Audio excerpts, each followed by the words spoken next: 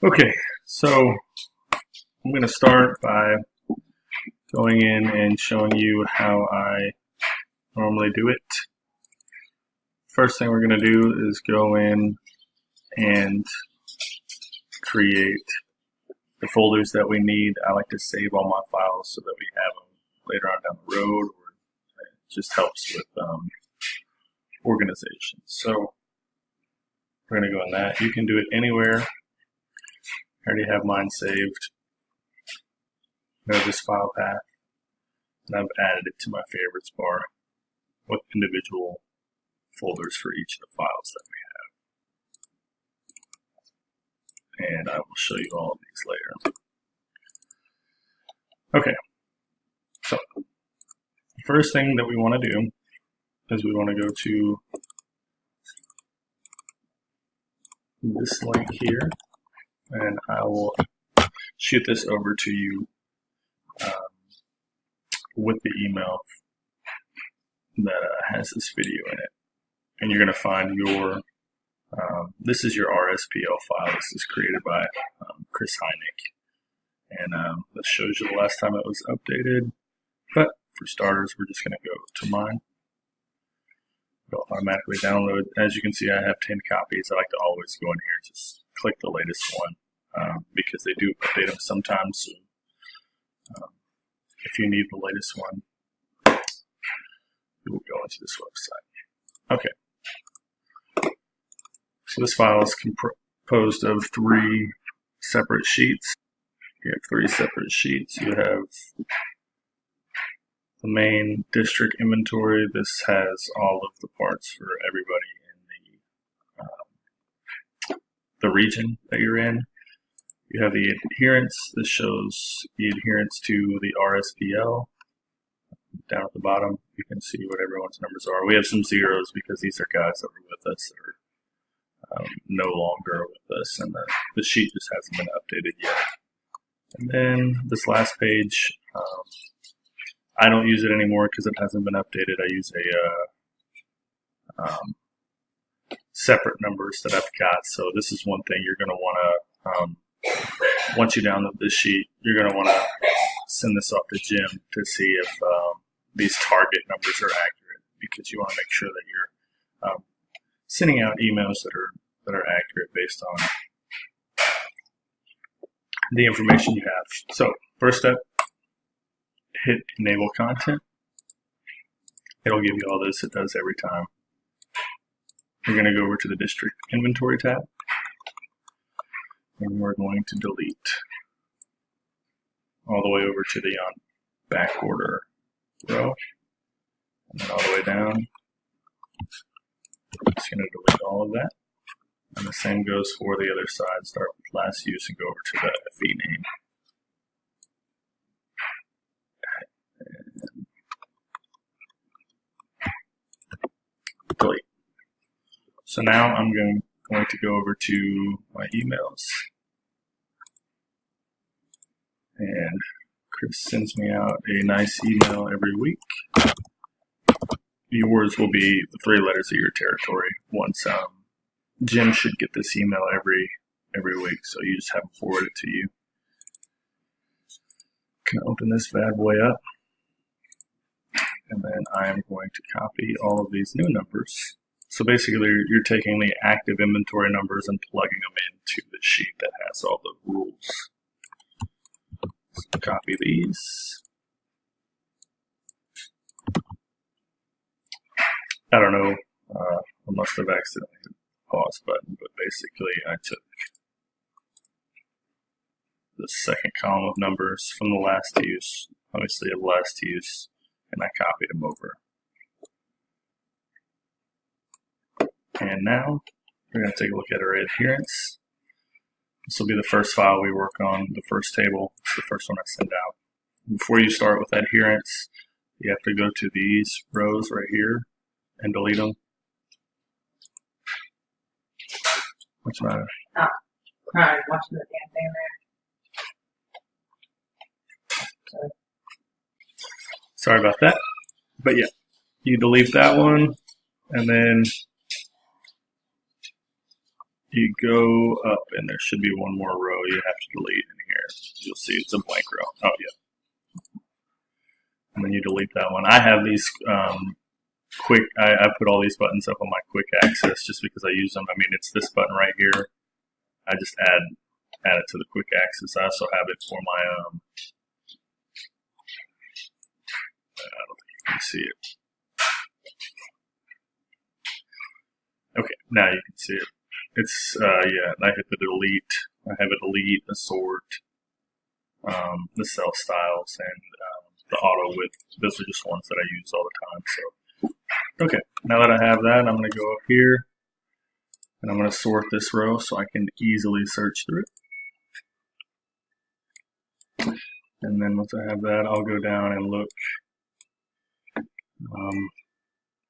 and see. So I can see down here the adherence is 100%. If I find one, I think I actually have, yeah. So 99. I find out what they're missing, and then I will take that. So they're missing you can't see this. They are missing some signal reagent probes, and they're supposed to have 2, and they have 0 on hand or on back order, so they need to order those. So I will go into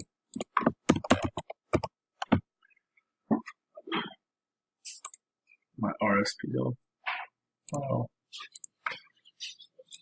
Basically, I've already created it. I've already done this one for this week, but you can see that I have a percentage table here, and then I have missing parts off to the right. You can do it however you want.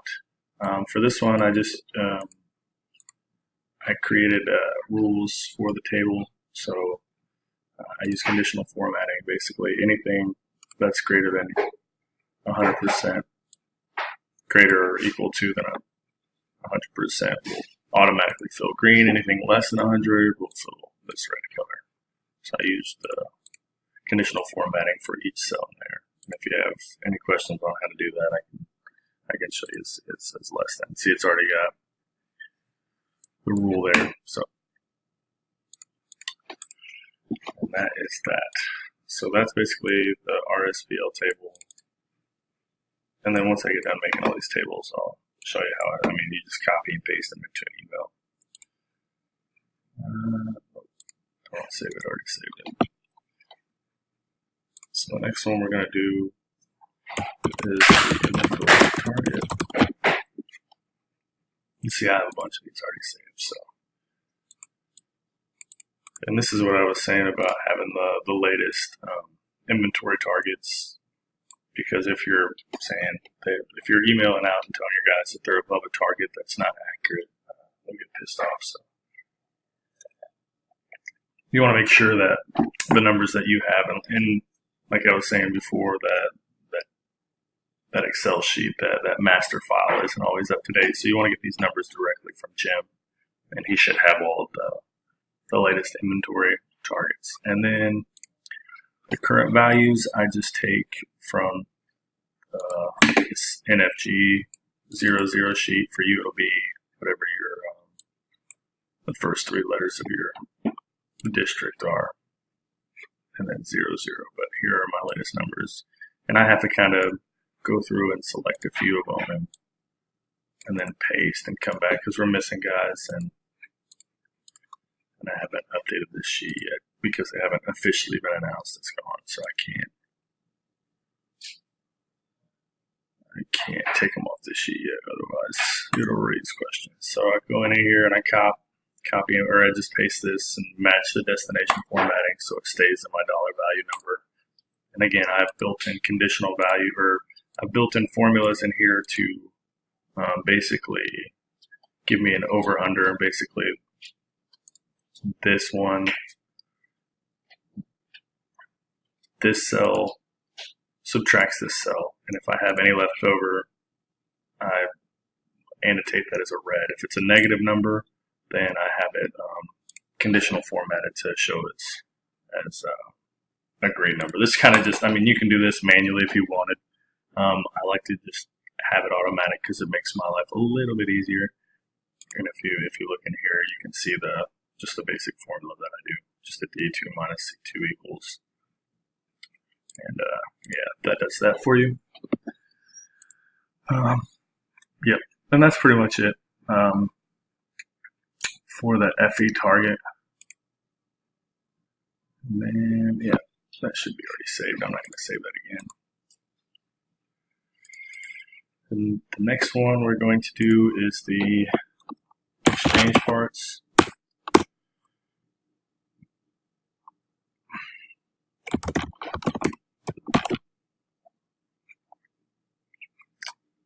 This is basically all the parts that people send back every month for return repair parts, or parts that can be repaired, I should say. So this is the latest one. I just go in. This is another file that Chris or Jim will have to send you.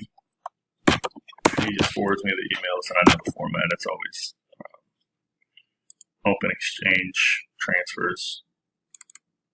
Let's go in here. Start by deleting these two.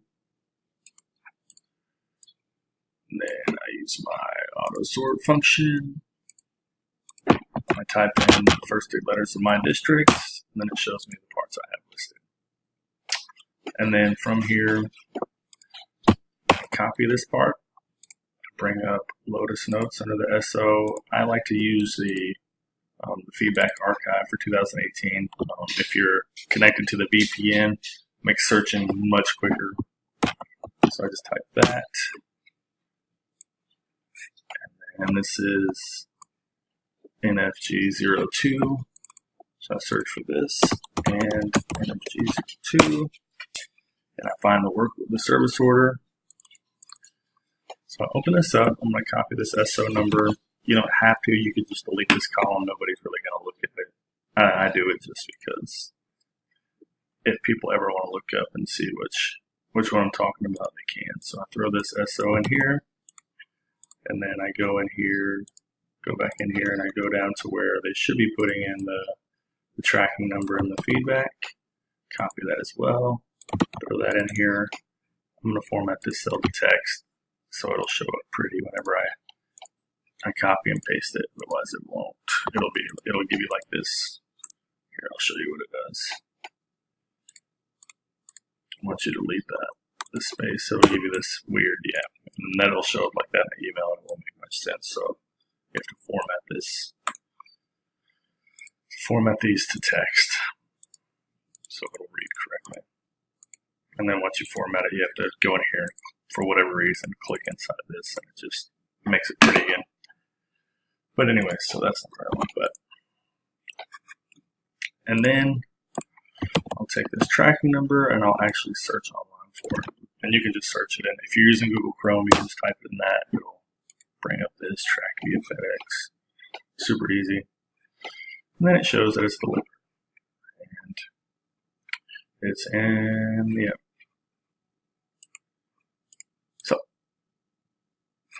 So that's delivered. And then, so I'm going to go in here, and again, my conditional formatting, or not conditional formatting, I love the self-style, so I just like to make it good. No, I didn't do all of them. Make it good. Okay, and that's pretty much it. If you can't find it, oh, I also updated the status too. It's been someday now. And then the other thing I like to do in this is go in and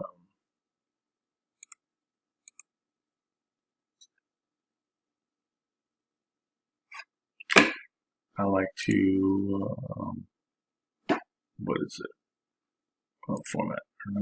Yeah, format. I like to auto-fit the column, but just to make it pretty. And I'll add borders and stuff too. That's all just like, you know, making it pretty. Making it appealing to the eye. And then the last file that I do, oh yeah, you can see this is the full, this is all complete. And then the last file I do is the emergency part orders. And this is kind of the most annoying one, mainly because